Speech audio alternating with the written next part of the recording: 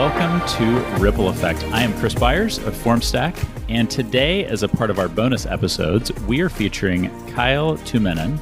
He is the Director of the West at Coastal Cloud, and we're going to discuss what digital transformation looks like today in a world that's rapidly changing, while sharing how impactful that transformation can be on company culture. What can you learn from Kyle? Well, let's find out. Well, before we go deeper into this topic and kind of jump into the conversation, Kyle, can you tell us your elevator pitch of what Coastal Cloud is and what your role encompasses? So Coastal Cloud is a platinum Salesforce partner, and we deliver success to our customers on the Salesforce platform. Our role is to go beyond simply building Salesforce and really helping provide a cohesive strategy for our customers long term. It's safe to say that 2020 for you and for everybody listening has forced each of us to kind of rethink our businesses, how we work, how we operate. I'm curious, when you hear the words reimagine work, what comes to mind? I think for a lot of companies operating in the age of COVID, reimagining work is how can I keep my team as productive as they were in the office? And for me, at least, I think that might be the wrong approach, because I think it's really about how do you drive the same culture, to your earlier point about digital transformation affecting that culture. You need to have a culture that drives change and really absorbs and adopts change willingly. Change-resistant organizations struggle when there's large transformational issues like a pandemic. And I think when a lot of companies are looking at reimagining the workplace, it's not reimagining a corporate culture or reimagining, how their customers experience their brand or how their employees drive sales or success, whatever that means for that company. I think oftentimes they're focusing a lot more tactically. How do I get soft phones to everybody at their houses? How do I make sure that my call center agents can take these calls from home? What if it has HIPAA information or payment information? And I think it's much more tactical in nature. And in reality, we're missing an opportunity to really take this as a chance to kind of reform your company from the ground up, but without having to start at kind of step one. So I love your comment about cultural values really should be driving our decisions right now. Funny enough, we actually went remote back in 2012. And yet all along the way, when people would tend to ask questions like, would we ever go back to the office? Would we ever be office only? My answer was kind of always, the cultural value that drove us was what we call be agile and iterate. And so for us, that just happened to be, we were going to work remotely because we felt like it was the best way for us to work as a company. And if that ever changed, we would change it. It's about agility. It's about iteration in our case. And so I love that comment that we should all be thinking about our cultural values first. And none of us have a cultural value of we're going to be in an office. I'm curious, how has that changed for you? How did life look before? How have you flexed to kind of embrace today? I think the biggest change for me is I used to be a road warrior. I traveled 50 weeks a year for 2.5 years. And that stopped when I came to Coastal Cloud, period. But I was still maintaining some level of travel. I think the interesting thing about Coastal Cloud and our kind of corporate culture is we kind of leave it up to our team members to decide. We expect everybody in our company to have an ownership mentality. And, we have an office in Denver, and it was actually really important for me that we had an office in Denver because personally, as much as I love working from home, I'm more productive in an office environment because I need a little bit of social stimulus, and sitting in the same house all day can get a little stale, even before the pandemic. But we never required people to come into the office. We had an office available if people wanted to collaborate, if they had a reason to collaborate, whether that's a customer project or, a challenging technical solution, people could choose to come to the office because they got value out of it. And really my job as a leader is to drive that value. It's to create enough value of coming into the office that they want to, or that they make that decision that working from home is more effective and productive. And, quite frankly, I think Coastal Cloud, at least in our West Coast team, is probably 50-50 on, those that enjoy coming into the office and see the value, and those that, prefer working from home. But we're able to kind of accommodate both types of team members because our corporate culture is designed around, it's really your responsibility to be effective. And whatever you need to do that, we're going to support you.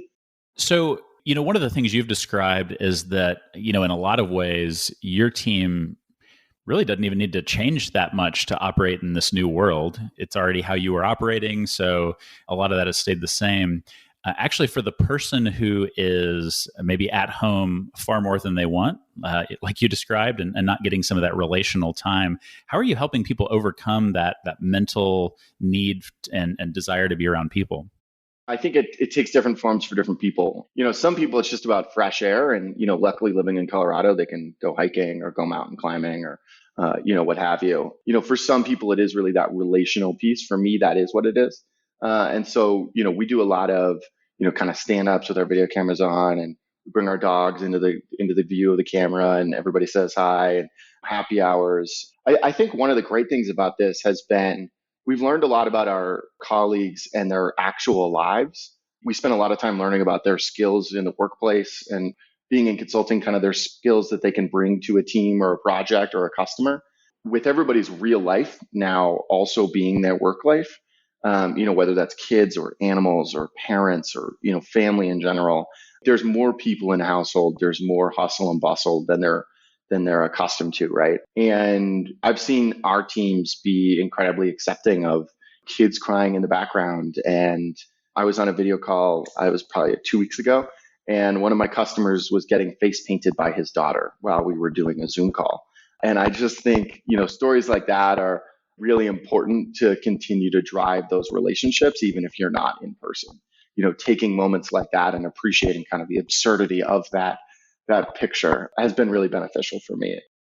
One of the things you're talking about is that all of us are, even if we knew how to work remotely beforehand, are really embracing it in a bigger way and finding even more comfort. Maybe if we worked at home beforehand, we hid our family, we hid our, that we are at our home. We try to kind of make that a non-issue, and yet now it's actually acceptable to to let people know, oh yeah, you're in your house. I understand the dog's going to bark or run through the back or whatever.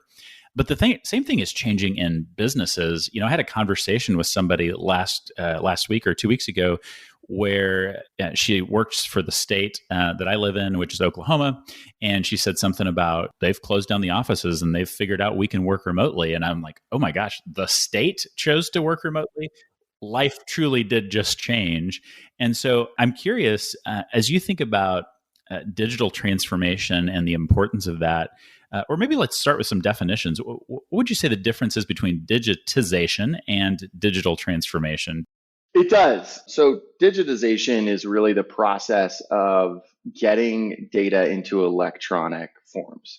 So it's kind of the transition from paper to digital. And digital transformation is saying, what can we do with this information? What are our customers looking for? What are our team members looking for?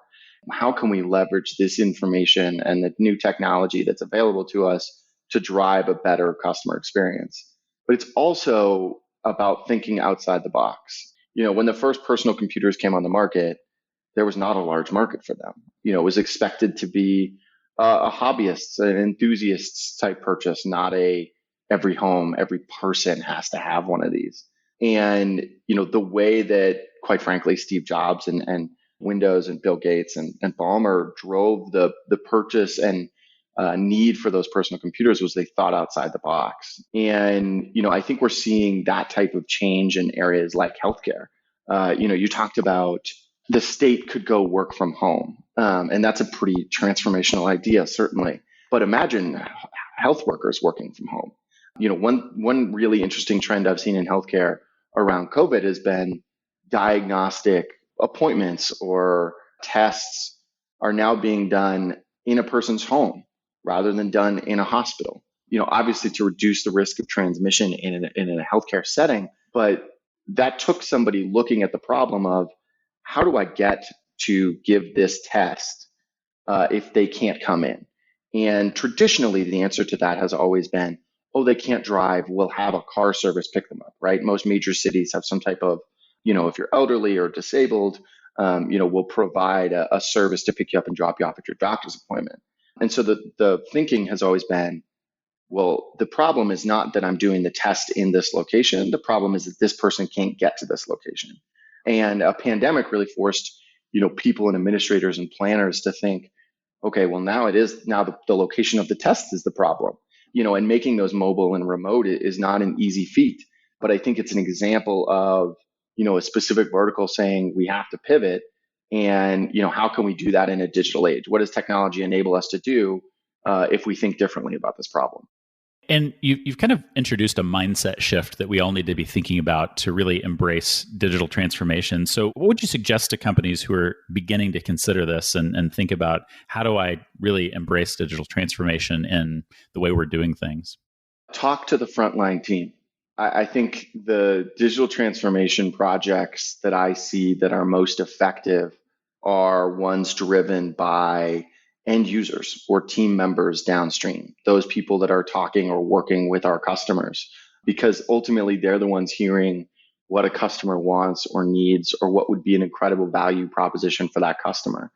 And, I think as companies look at this as an opportunity to transform how they do business, if you're transforming how somebody works from a corner office into working in a large library home study, it's a very different environment than maybe one of your team members that spends 8 hours a day on calls and now their child is in remote learning and they're struggling with audio issues. And how you approach those two problems is very different.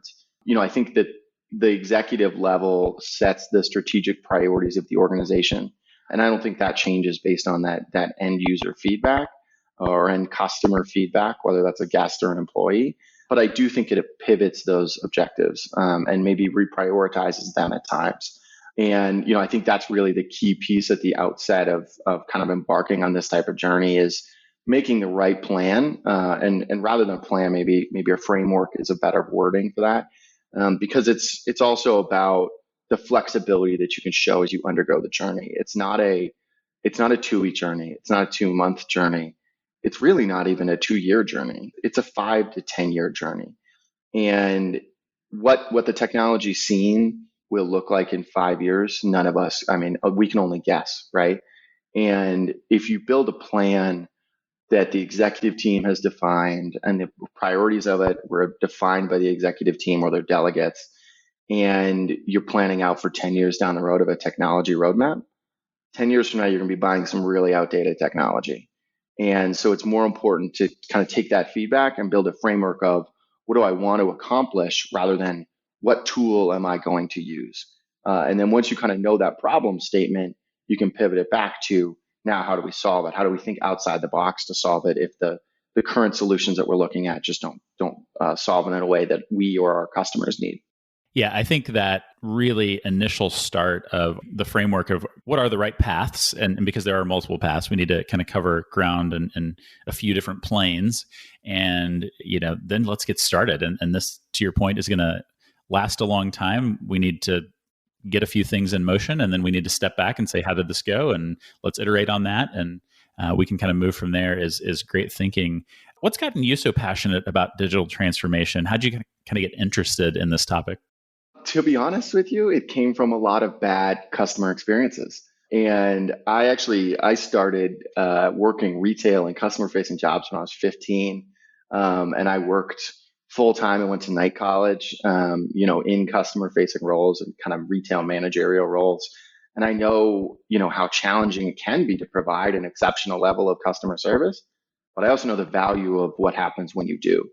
And the more and more I've started working with companies and seeing how little focus there is on that customer experience, the more I've wanted to change it. And, seeing companies look at their customers and, recognizing that the revenue and the profit margin goes up if you're driving a better customer experience, even at a higher cost.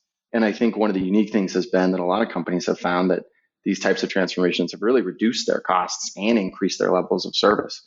For me, seeing those types of changes happen are really impactful. But I think more important for me personally is the culture shift that comes with it. It's the refocusing on the customer. If you're taking the time to say, this is critical for me that we do this right for our customer, that our customer feels taken care of or safe or excited or energized or entertained or whatever your goal is for that customer, it's really important that you get to see that happen. So you actually mentioned kind of some of the experience that maybe a customer receives via digital transformation, but what you're speaking to is change. And so along the way, you get resistance, I think, often to change. And yeah, you may have the greatest idea in the world, but people like to do things sometimes how they do them. How do you overcome that? And how do you help them process through that to embrace that change?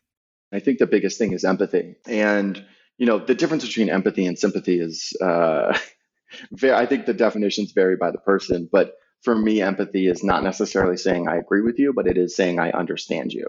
I think I'm lucky in my life. I've moved over 20 times and I've lived in virtually every major part of the country. And that gives me the ability to kind of empathize with a variety of different mindsets. And that's something that I've been lucky to have. But I think that empathy base is really critical to driving change through resistance or, driving adoption and real consumption of transformational change. I had an engagement where we were talking with a customer about adoption metrics, and rather than talking about logins and a wall of shame of people that haven't logged in 60 days or haven't logged in activity in 2 weeks, we talked about what I call vibrancy, which is the idea of measuring what is actually important. What are you actually trying to drive with this project or with this tool or with this feature? And so a lot of companies look at things like cases created, issues in the system, and they say that's a negative. For me, I actually look at that as a positive for two reasons. One, it means people are in the system, because for them to create cases, they have to be in the system. And then two, it's that they care enough to create the case. It's a lot easier for a team member to log in, do their work, hate 80% of the software that they're using, but they don't have a feedback mechanism, or they don't feel valued, or they don't feel heard. They don't feel that empathy from their company. And, ultimately, for me, it's about driving what's the goal of this? How do we get people enthusiastic about it? And I find that the biggest way to do that is just listen and have empathy. Hear what their concerns are and understand that for me, right, when I'm working with an executive team and I define, strategic objectives for a project, when I go talk to an end user that's struggling with the 4 extra clicks that it added to something that they do on a daily basis, the strategic priorities don't really matter at that point, and it's important for me to put that aside and say, okay, I understand these priorities and we need to make sure that we're not violating any of them by making these changes, but we need to make this change, right? We can't add 4 clicks to something that somebody's doing, 1,000 times a day. And I think, those two pieces are what drives through kind of that barrier or resistance to change. Well, I know you've had some really successful stories of digital transformation. Can you talk to us about one of those and tell us kind of what happened and how you approached it and the successes that it created?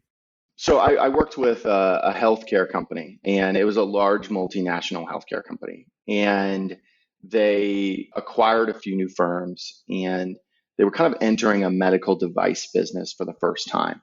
And they were really struggling with, this was a company that for 100 years had, sold disposables and hospital equipment and computers and software, but had never really entered kind of the medical device space, right? In-body medical device, stents and things like that. And they were talking about, selling into their customers. And when they're selling things like MRI coils or, hardware, the conversations happen at the administrator level. And, they were talking about, convincing, having an LMS or, a teaching type platform to drive those conversations with administrators, to teach administrators about, the functionality of their products and the differentiation of their products. And we had a workshop maybe about 2 months into this process. And we brought in a variety of frontline salespeople. We brought in manufacturing workers and shipping workers, shipping dock workers. And we asked them, what's the most important thing in your day to day? And the shipping dock person said, I need to know the secretary or front desk receptionist's name of the person that we're shipping to. And we were all a little confused. We were like, okay, I mean, that seems important, but once you ship it, you're good, right? And he said, no, that person oftentimes will call me to follow up about, X, Y, or Z, or it's coming in 4 boxes and they were expecting 2. And he said, building a relationship with those people, because these are repetitive purchases, is really critical for the success of the brand and the product and the business. And so instead of kind of approaching this, new space for them as how have we always done business, we took that and we said, we really need to understand what the relationships are between our customers and this brand, right, and these products, because it is so different from what this company had been used to. And by talking to the customers themselves, we understood that the most important thing for them was not price. It was not even necessarily the relationship, although the relationships that these sales reps had with these frontline employees from the customer, what really mattered was the effectiveness of the tool. And at the end of the day, the only thing the doctor cared about was, is this better for my patient than your competitor's product? And by kind of having those conversations and introducing a new way of thinking about, focusing on those kind of frontline employees rather than the executive team or the administrators, we were able to identify a completely new opportunity for us and really drive sales through differentiation of the safety of the product. We were able to narrow the market and say, this product works better in X, Y, and Z ways and in X, Y, and Z circumstances. And that's when you should use this product. And we saw a really significant lift in sales. And that's all created by kind of the conversations of a new software platform and how do they sell in this new software platform. And it didn't just change their software, it changed how they actually sell to their customers. So for me, that's a really impactful story. Yeah, I think that is a wonderful story. One of the things you keep coming back to is this idea of talking to the front line, ask the people who do the work for feedback and how they operate. I think that's just such a powerful asset. We all avoid that a lot because it sounds hard, or we don't think we're going to get the information we're looking for. And so I love that you're starting there. These are complicated processes that often cover lots of products, tech stacks, et cetera.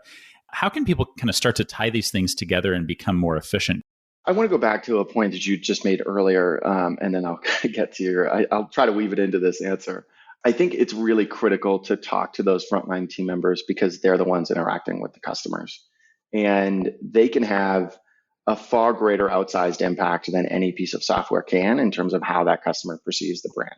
The tone of the body language, the type of outreach, the consistency of outreach, the consistency of branding, all of those things are perpetuated by that employee or by that team member.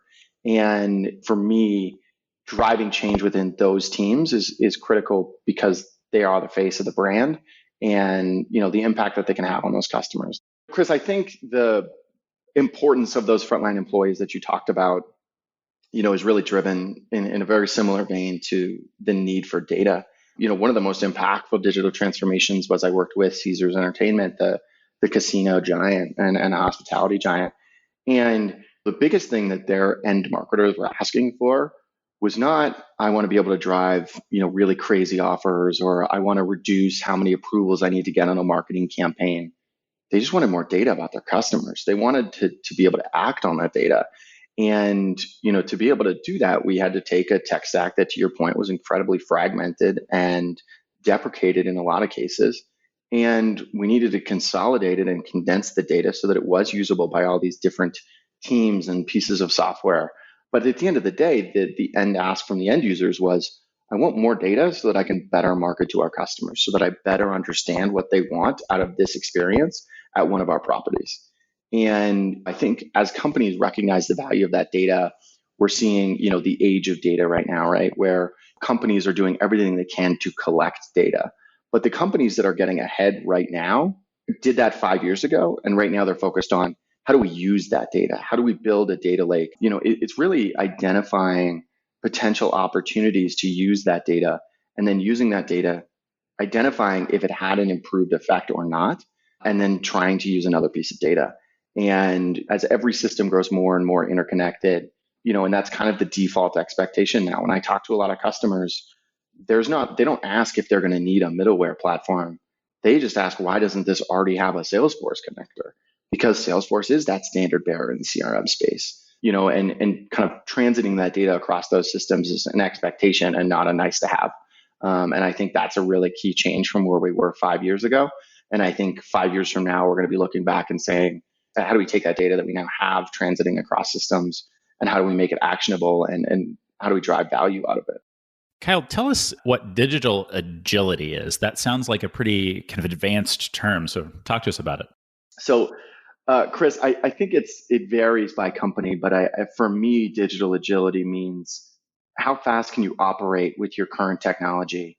And if you had no technology constraints, how fast could you operate?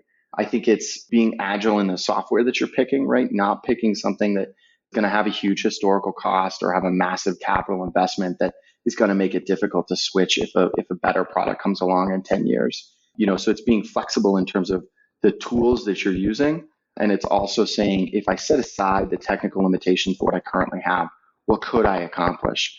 Chris, if we think about the marketing example with Caesars earlier, digital agility for them was really, how do we take all these different pieces of data and deliver it to these end users that are touching our customers?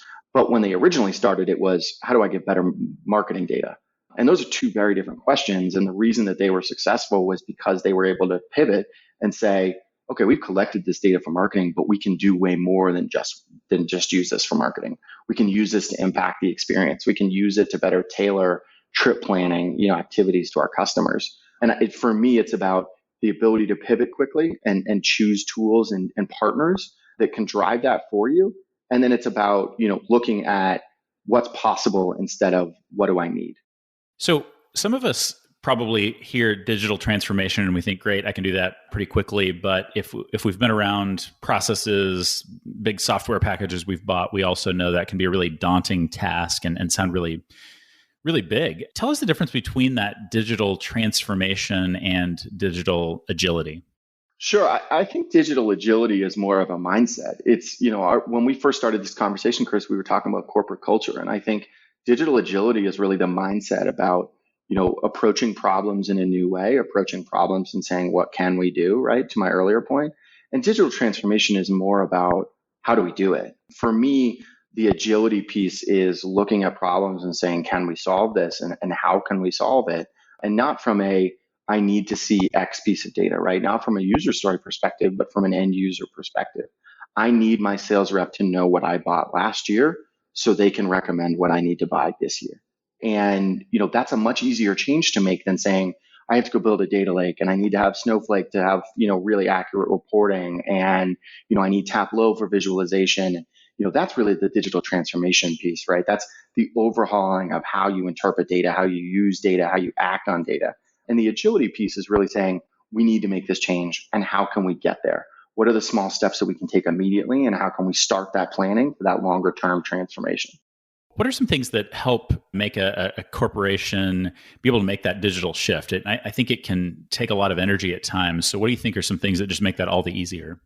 Yeah, I think from a culture perspective, it's imperative that you're listening to your teams. And I know, that's a theme for me certainly is, our kind of entry level or frontline teams, they're really critical. And I think they get overlooked because, their titles aren't great or our executive teams haven't worked those roles or haven't come up. But I think, ultimately culture needs to be inclusive and not exclusive. And if you're driving a culture that says, I only care about a director's opinion, you're going to struggle to transform because your team is not going to give you the feedback that you need. You're going to hear about what your directors want and not what your teams need. And there's a distinct difference between those two things. So I think, for me, the culture shift required for digital transformation is really about inclusiveness. And I think a lot of companies are seeing the value of an inclusive working environment the last few years, and certainly, the last 6 months or so. So there is this inertia that causes us to kind of want to just keep doing what's in front of us. How do you get people motivated to say, hey, let's get going. Let's start to look at this process and figure out how to do it better? I don't find it challenging to motivate people in this way, to be honest with you. I think everybody wants to have a significant change in their organization or for their customers. I think most of the time we resign ourselves to the status quo because it's a resignation. It's easier. We don't have the energy to fight for it. But I think when presented with the opportunity to have an outsized impact, I exceedingly rarely see people that have, objections or become detrimental to the team. It happens, right? But I don't think it's a really common issue that I encounter. What's your number one piece of advice for embracing simplicity kind of in business processes? If you can't explain it to your 7-year-old, it's too complex for your team. And not because I think your team, anybody's team, has the intellectual capability of a 7-year-old, but because your team is focused as 100 different priorities. And if what you're asking them to do is not easy to fit into one of those priorities, it's going to take them away from those priorities. And whether that's customer or internal customer, serving objectives or priorities, ultimately you're leaving somebody high and dry. So embracing the simplicity of let's treat our team members like adults, right? I think we talked earlier about digital transformation in the workplace and driving that culture. I think a really key piece of that is also expecting everybody to be adults and expecting everybody to have an ownership mentality similar to what we do at Coastal Cloud. If we look at call centers that transformed, if you asked a call center, manager or VP of service 2 years ago, let's shift your team to remote, we'll save you the office space cost. Their number one, objection would have been, oh no, that's not possible. We can't let them work from home. We don't know that they're going to be taking as many calls. But in a week or 2 weeks or 3 days for some of our customers, they flipped to a remote-based call center. And it was always possible. It was just, there wasn't a will to not micromanage. They wanted to keep it complex. And now that they're seeing by simplifying it and allowing people to work from home, they actually have better coverage on hours that they used to struggle on. 9 to 5 was a very regular call center schedule. Well, the problem with that is that a lot of your customers, that's also their work schedule. And now your busy time is from 5 to 7. And 5 to 7 is when you're lower staffed. But if you've got team members that have a flexible schedule, and obviously with a call center or any type of service, you have to kind of stagger that. But ultimately 5 to 7 might work better for a lot of these parents that their kids are doing remote learning, and now they can spend a large portion of their day helping their kids learn. They feel valued from their employer. They feel like adults, and ultimately driving a simpler business process allows them to make those decisions about what's best for them. And I used a call center in this example, but I think it applies to sales and marketing teams. I think it applies to accounting and operational teams. Ultimately, KISS is an acronym for a reason, right? And if you're making it more complex simply to add steps or because you want to include somebody or make somebody feel valued, you're adding complexity for really no reason. Let's talk productivity for a minute. What do you have a go-to productivity tip that you share with your team, with customers, or whomever? For me, it's take less meetings than you need. So I think one thing I find, as I lead a team is I want to be in these meetings to support my team. It's not about I want to be in the meeting to know exactly what's going on, right? I trust my team to escalate to me when I need to know about something. But I want to be on to support them, to give them a kudos when they're killing it, or step in when they're struggling and kind of help them through it. But what I've realized in talking to a lot of them has been, if I'm not on the call, they really own it. And I think sometimes, when we're looking at our colleagues and they're on a call with us and we say, I'm not the expert of this area, but this person is, so I'm just going to completely shut down. And once you shut down, especially on a remote meeting, it's really hard to kind of make it back, right? To that engaged level that you need. And, for me, what I've seen is by taking less meetings and kind of having my team take a lot more of them, I'm seeing them kind of step up in new ways. And it gives me the freedom and flexibility to go pursue, new objectives or strategy, that we've been trying to build and haven't had the time to. Well, one last question. As you think about moving forward, how will you be reimagining the way that you work? It's about kind of having these types of conversations with my customers and understanding. I have a restoration company right now. They're contractors that restore, fire, water, smoke damage. And, one of the things that I found really thrilling about working with them was when we originally talked to them, our first meeting was with their CFO, COO, CTO, and then 4 sales reps and an IT support person and the IT director. It was not, only executives and directors. It was, they recognized the value of that. And in talking to them about their goals, it was really clear that they were looking at a way to drive better productivity for their sales team. And they knew that for us to be able to make those recommendations, we needed to talk to that sales team.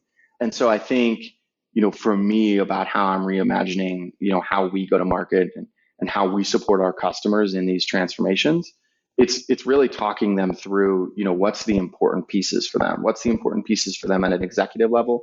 What's the important pieces for them at an end user level? And then what's the important pieces for them at a customer level? The amount of customers that I have that still don't have personas of who their regular buyers are is a lot higher percentage than you'd think.